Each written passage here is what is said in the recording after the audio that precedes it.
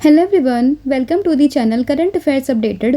This is Akanksha और आज के सेशन में हम डिस्कस करेंगे 28 मार्च 2026 की इम्पॉर्टेंट करंट अफेयर्स। लेक्चर काफ़ी इंपॉर्टेंट होगा आपके सभी एग्जाम के पॉइंट ऑफ व्यू से, तो उसको एंड तक ज़रूर देखेगा। इसके अलावा जितने भी आपकी इंपॉर्टेंट न्यूज़ बनती हैं 28 मार्च से, उन सभी को हम कवर करेंगे आज के सेशन में। फिर बात करें लास्ट 9 मंथ के कंटेंट की, जिसमें आपको जुलाई से लेके जुलाई 2025 से लेके मार्च 2026 का पूरा कंटेंट यहाँ पर मिलेगा MCQ फॉर्मेट में। इसके लिए आपको व्हाट्सअप करना है 8815306208 पर। साथ ही में जो एप्लीकेशन है देवाशीष क्लासेस, आप इसको भी इंस्टॉल कर सकते हो। जैसे आप इस एप्लीकेशन को इंस्टॉल करोगे तो आपको यहाँ पर जो भी हमारे कोर्सेज़ हैं, जो भी हमारी PDF हैं, साथ ही में जो भी हमारे लेक्चर्स हैं, उन सभी का लिंक आपको मिल जाएगा। आप डायरेक्टली एप्लीकेशन से जाके भी इन सभी ई-बुक्स एंड PDF को परचेस कर सकते हो। तो अब शुरू करते हैं लेक्चर को एंड डिस्कस करते हैं आज का हमारा फर्स्ट क्वेश्चन। लेकिन उससे पहले हम करेंगे लास्ट क्लास का रिविज़न। तो लास्ट क्लास में हम लोगों ने देखा था कि who has been selected to represent India at the world youth parliament 2026। तो वर्ल्ड यूथ पार्लियामेंट में भारत को रिप्रेजेंट करेंगी स्तुति प्रधान, जो कि बिलोंग करती है सिक्किम स्टेट से। फिर हम लोगों ने देखा वर्ल्ड थिएटर डे, जो कि मनता है 27 मार्च को। BBC के नए DG ये बने हैं मैट ब्रिटन। अभी हाल ही में इंडियन नेवी ने लॉन्च किया ऑपरेशन ऊर्जा सुरक्षा, ताकि जो शिप यहाँ पे आ रही हैं from the Strait of Hormuz, उनको यहाँ पे प्रोटेक्ट किया जा सके। राजस्थान इंडस्ट्रियल पॉलिसी जो है 2026, इसका पर्पज़ है इंडस्ट्रियल इंफ्रास्ट्रक्चर एंड इन्वेस्टमेंट को बूस्ट करना। अभी जो है QS वर्ल्ड यूनिवर्सिटी रैंकिंग यहाँ पर इशू हुई है, जिसमें कि IIT Delhi top Indian university बनी है। आकाशा 300 3D प्रिंटर की बात करें, हाल ही में न्यूज़ में है, इसको डेवलप किया है स्पेस टाइम फॉर डी ने। अभी हमने क्यूबा ब्लैकआउट क्राइसिस को देखा है 2026 में। इसका प्राइमरी रीज़न है fuel shortages and energy crisis. Philippines ने लगा दी है यहाँ पे एनर्जी इमरजेंसी। क्यों? क्योंकि ईरान का जो कॉन्फ्लिक्ट चल रहा है कोजिंग फ्यूल क्राइसिस, जिसकी वजह से जो है इमरजेंसी लगी है। फिर बात करें वर्ल्ड का most polluted city according to the 2025 air quality report, ये बन चुका है लोनी, दिल्ली को ओवरटुक किया है। शुगम डिजिटल इनिशिएटिव की बात करें, गुजरात ने इसको लॉन्च किया। पर्पज़ है इसका फेसलेस, कैशलेस और पेपरलेस गवर्नेंस को प्रमोट करना। अमराबाद टाइगर रिजर्व आपको तेलंगाना में देखने के लिए मिलेगा। और इसराइल प्लान कर रहा है एक सिक्योरिटी जोन को स्टैब्लिश करने का in the southern Lebanon up to the river of Litani river. अभी हाल ही में गवर्नमेंट ऑफ इंडिया ने यहाँ पे अप्रूव किया एक स्कीम, जिसका नाम है immigration visa foreigners registration and tracking scheme. अभी वर्ल्ड का best airport in the Skytrax award 2026, जो कि बना है सिंगापुर का चांगी एयरपोर्ट।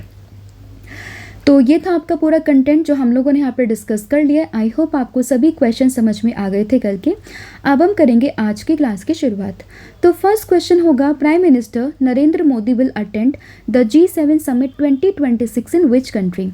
तो बात करें G7 समिट 2026 की, ये होने वाली है फ्रांस में, जिसमें इंडिया की तरफ से रिप्रेजेंट करेंगे कौन? दैट इज़ हमारे देश के प्रधानमंत्री नरेंद्र मोदी। तो इसमें ऑप्शन नंबर जो C है वो आप लोगों को ध्यान रखना है। और ये जो समिट है ना, ये 15 जून से स्टार्ट होगी, 17 जून तक चलेगी। कहाँ पर? फ्रांस में। एंड इसमें अगर हम बात करें एज अ गेस्ट पार्टिसिपेंट, ये यहाँ पे इनवाइट किए गए हैं नरेंद्र मोदी जी। हालांकि India not a member of G7 members, but still अगर हम बात करें तो नरेंद्र मोदी को यहाँ पे इनवाइट किया गया है। और अगर हम स्पेसिफिक जगह की बात करते हैं समिट की, तो ये होने वाली है एवियन लेस बेंस, फ्रांस में। तो एक क्वेश्चन आप लोगों से पूछ सकते हैं कि फ्रांस में किस जगह पर G7 समिट जो है वो होने वाली है। Then your answer will be Evian les Bains में ये जो पूरी समिट है वो होने वाली है। अगर हम बात करें G7 कंट्रीज़ की, तो इसमें कौन कौन सी कंट्रीज शामिल है? तो इसमें USA, UK, France, Germany, Italy, Japan, Canada, ये जो 7 कंट्रीज़ है वो इसमें शामिल हैं। अगला क्वेश्चन होगा, who will इनोग्रेट Noida international airport on the 28 मार्च 2026, यानी कि आज के दिन नोएडा इंटरनेशनल एयरपोर्ट को कौन इनोग्रेट करेंगे?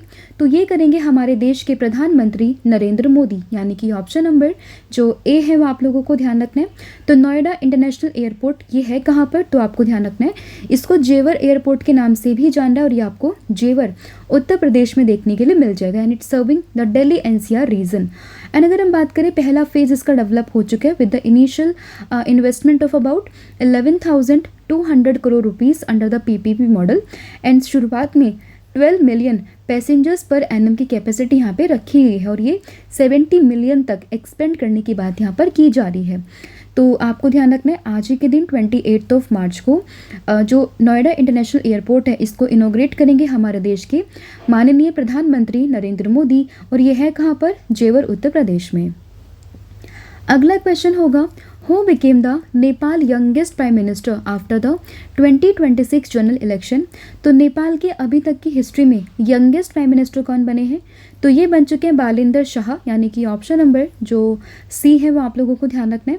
तो नेपाल के यंगेस्ट पीएम ये बने हैं बलिंदर शाह, तो इसमें ऑप्शन नंबर जो सी है वो आपको ध्यान रखना है, और इन शॉर्ट इनको बलेन शाह के नाम से भी जाना जा रहा है। एट द एज ऑफ 35 ये बन चुके हैं नेपाल के यंगेस्ट प्राइम मिनिस्टर। तो उनकी एज भी आप लोगों से पूछी जा सकती है। तो at the age of 35 he became the youngest ever PM of the Nepal, and ये नेपाल के 47वें नंबर के पीएम यहाँ पे बन चुके हैं। और उनकी पार्टी का नाम क्या है, तो इनकी पार्टी का नाम है राष्ट्रीय स्वतंत्रता पार्टी, राइट। तो ये इनकी पार्टी का नाम भी हो सकता है एग्जाम में पूछ ली जाए, तो आपको इसका नाम का रेफरेंस भी यहाँ पे ध्यान रखना है।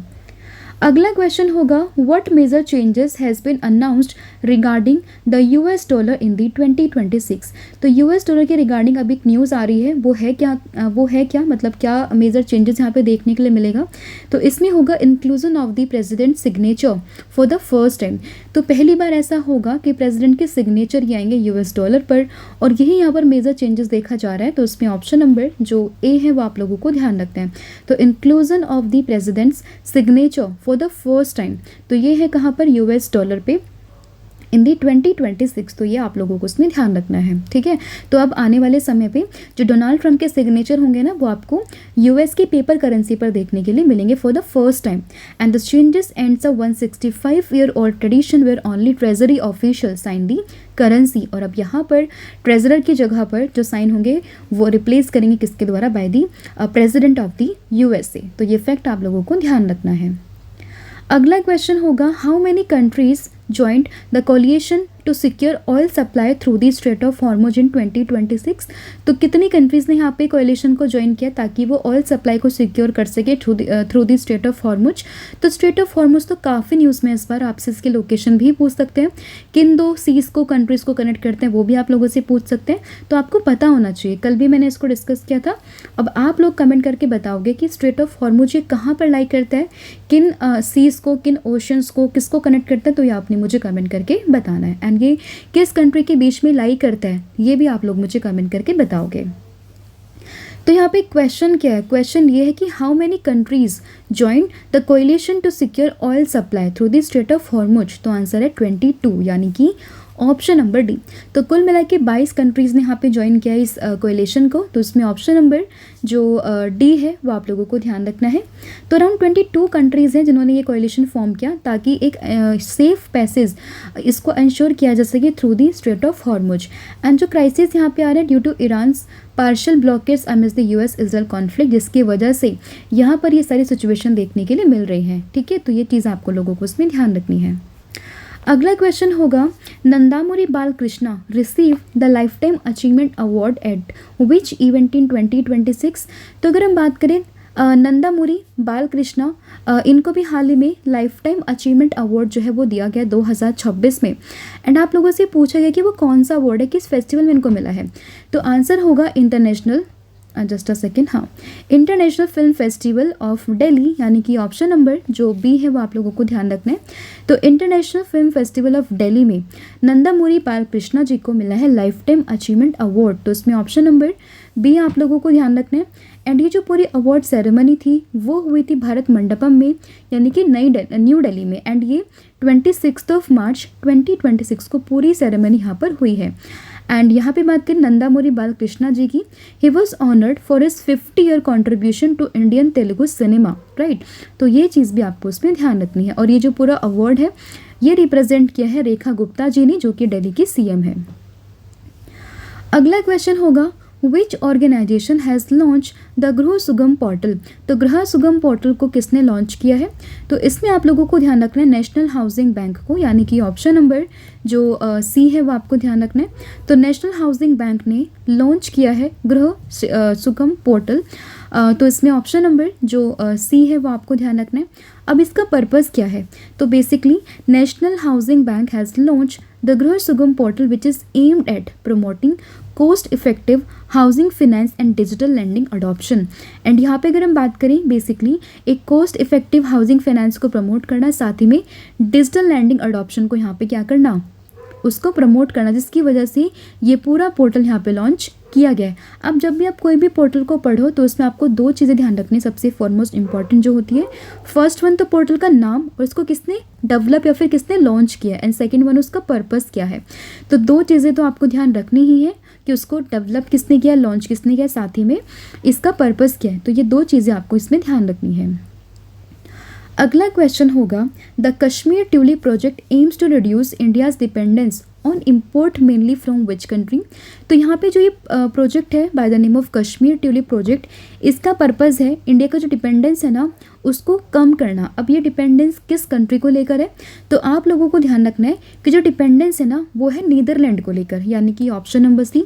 तो जो इंडिया का डिपेंडेंस है ना on the import mainly on the Netherland, तो उसको यहाँ पे रिड्यूस करना, वही इस पूरे प्रोजेक्ट का यहाँ पे पर्पज़ है। तो इसमें ऑप्शन नंबर सी आप लोगों को ध्यान रखना है। अगर हम बात करें, India currently 90% of the tulip bulbs इनको इंपोर्ट करता है फ्रॉम दी नीदरलैंड, ठीक है।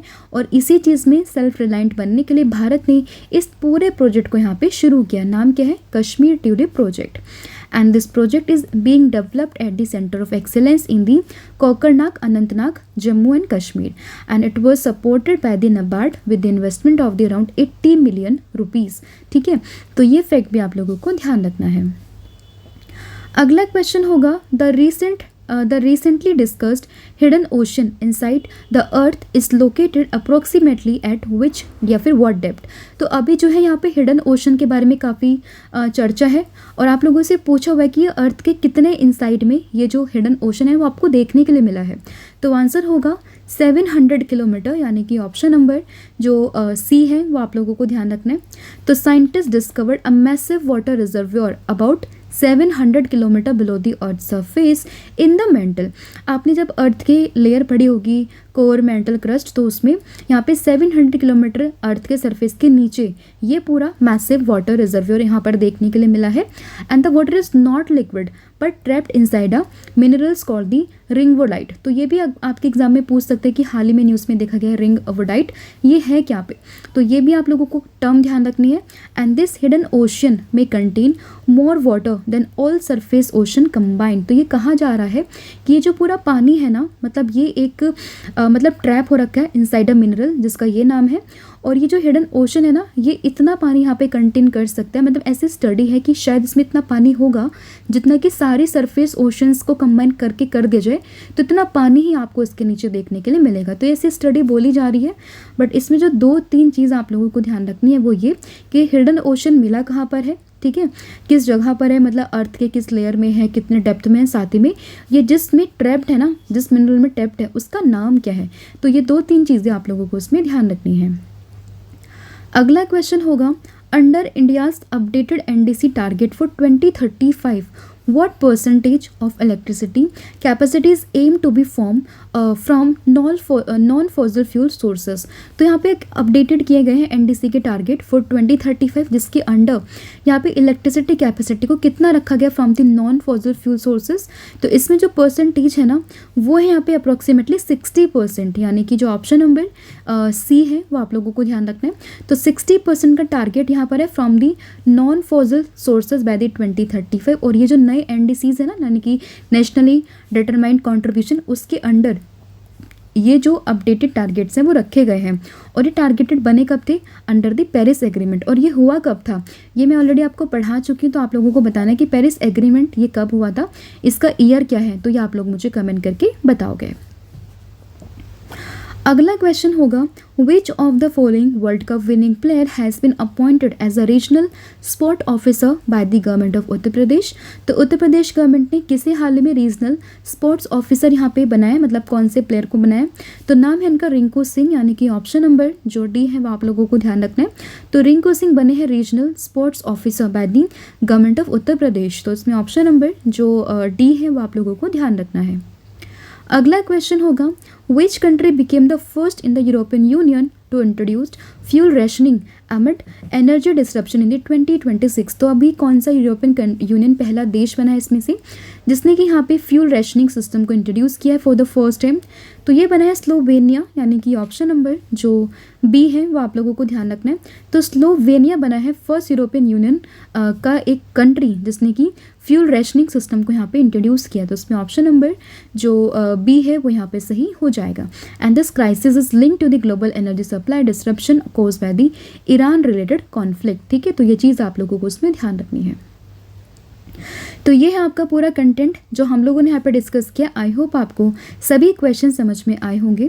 स्टिल अगर किसी भी क्वेश्चन में कोई भी डाउट हो तो आप मुझे कमेंट करके बता सकते हो। अब फटाफट से पूरी क्लास का रिवीजन हम लोग कर लेते हैं। तो सबसे पहले हम लोगों ने देखा था G7 समिट 2026 के बारे में। अब क्वेश्चन यहाँ पर ये है कि G7 समिट ये हो कहाँ पर रही है, तो आपको पता होना चाहिए इस बार की 2026 में G7 समिट की अगर हम बात करें तो ये हो रही है बेसिकली फ्रांस में। और अगर आपसे पूछे स्पेसिफिक जगह then your answer will be कि ये हो रही है बेसिकली कहाँ पे, एल्विस करके एक जगह थी, वहाँ पर ये जो पूरा मतलब ये है ना समिट ये हो रही है। मतलब जगह अगर हम समझे तो ये है एवियन लेस बेंस करके, और इसमें भारत को रिप्रेजेंट करेंगे नरेंद्र मोदी।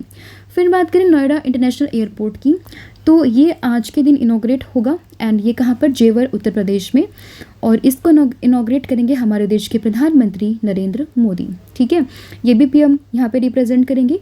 हो कहाँ पर है, ये फ्रांस में हो रहा है एंड ये पीएम इसको इनॉग्रेट करेंगे जेवर उत्तर प्रदेश में। नेपाल के यंगेस्ट पीएम कौन बने हैं, तो ये बने हैं बालेंद्र शाह। तो इनका नाम काफ़ी इंपॉर्टेंट है, क्या है, बालेंद्र शाह। फिर बात करें US डॉलर, अभी न्यूज़ में, क्योंकि यहाँ पर पहली बार ऐसा होगा कि जो प्रेसिडेंट है ना, मतलब फर्स्ट टाइम ऐसा होगा कि जो USA के प्रेसिडेंट हैं उनके सिग्नेचर आएंगे कहाँ पर, US डॉलर पर। Coalition to secure oil supply, कितनी कंट्रीज़ ने यहाँ पे ये कोएलिशन किया, अराउंड 22 कंट्रीज़ है। लाइफ टाइम अचीवमेंट अवार्ड की बात करें, ये मिला है किस अवार्ड में, तो बेसिकली इवेंट था ये international film festival of Delhi, जहाँ पर जो ये है नंदामुरी बालकृष्णन जी, इनको मिला है क्या, लाइफ टाइम अचीवमेंट अवार्ड, और इन्हें ही 2025 में पद्म भूषण भी मिला था। तो ये फैक्ट भी आप लोगों को ध्यान रखना है। फिर बात करें गृह शिगम पोर्टल की, इसको नेशनल हाउसिंग बैंक ने लॉन्च किया है। कश्मीर ट्यूलिप की बात करें, पर्पज़ है इसका जो इम्पोर्ट है ना बेसिकली नीदरलैंड पर, उसको यहाँ पे रिड्यूस करना। एंड फिर hidden ocean inside the earth mental में 700 किलोमीटर, एंड साथ ही में एक यहाँ पे जो वो है ना मिनरल्स, इनसाइड द मिनरल्स, नाम क्या है उसका, तो उसका नाम है यहाँ पे रिंगवुडाइट। ठीक है, तो ये भी आपको ध्यान रखना है। एनडीसी टारगेट में 60% तक का जो एनर्जी है उसको नॉन फॉसिल फ्यूल से बनाना है। Regional sports officer by the UP government कौन बने, रिंकू सिंह बने हैं। और फ्यूल रेशनिंग करने वाला पहला यूरोपियन यूनियन का कंट्री ये बना है स्लोवेनिया। ठीक है, तो ये नाम आपको ध्यान रखना है। बाकी कल मैंने आप लोगों से पूछा था कि नीता अंबानी को अभी हाल ही में किस ह्यूमैनिटेरियन अवार्ड दिया गया है फॉर हर ह्यूमैनिटेरियन वर्क, तो आंसर होगा ऑप्शन नंबर सी, और ये रिलायंस इंडस्ट्रीज़ के चेयरपर्सन है। फिर आज का क्वेश्चन होगा आपको बताना कि Kushanpur which is set to become Odisha first smart village, ये कहाँ पर है, तो इसका आंसर आपने मुझे कमेंट करके बताना। इसके अलावा ओडिशा पर सेपरेटली वीडियो बन चुकी है, आप जाकर उसको देख सकते हो, जिसमें आपको स्टैटिक जीके भी मिलेगा एंड साथ ही में करंट अफेयर भी आपको मिलेगा, तो आप इसको जाके चेक कर सकते हो। और इसके अलावा कॉम्बो ऑफर है, आप इसको भी अवेल कर सकते हो। यहाँ पर आपको current affair static GK plus 1000 MCQ series मिल जाएगी, जिसके लिए आपको व्हाट्सअप करना 8815306208 पर। साथ ही में जो एप्लीकेशन है देवाशीष क्लासेस, आप इसको भी इंस्टॉल कर सकते हो, आपको सभी कोर्सेज यहाँ पे मिल जाएंगे, जिसके लिए आपको अगेन इंस्टॉल ही करना है application. So thank you so much, have a good day, wish you all the very best. जय हिंद, जय भारत, जय जगन्नाथ, थैंक यू।